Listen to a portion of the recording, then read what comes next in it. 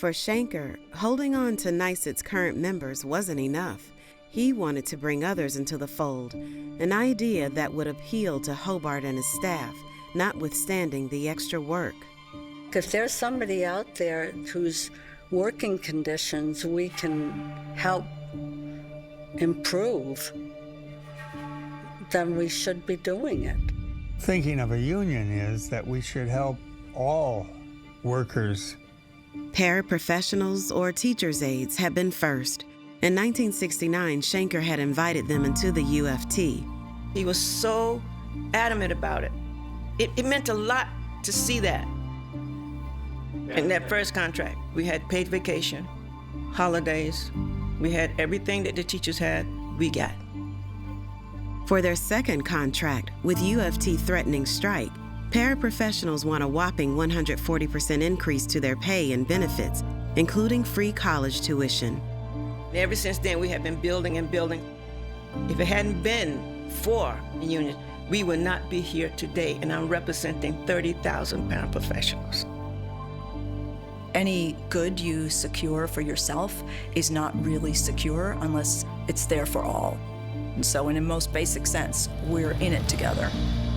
For 5 decades, PSC has represented faculty and staff in New York City's public university system. Unions are always battling, right, or we wouldn't need them. So yes, it's exhausting, but it's also exhilarating. And the relationships you make with people in struggle are like no other. We were only allowed to have professional associations, and they were not effective at the bargaining table. And we interviewed the heads of every union in New York City, and no one did it better than the UFT. In 1979, with help from the UFT and NYSUT, Goldman and her colleagues became the first private sector nursing local in the country. We saw the strength that would be provided to us because we would be joining this largest of teacher unions.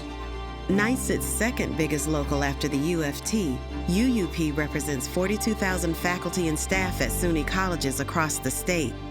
Governors, really starting with Mario Cuomo, aggressively came after the work that we do by slashing the SUNY budget. NYSUT really went to bat on behalf of UUP, directly confronting the governor and making sure that he understood that it wasn't just UUP standing alone in these fights. It was the hundreds of thousands of members of NYSUT and the political might of NYSUT that he would be taking on.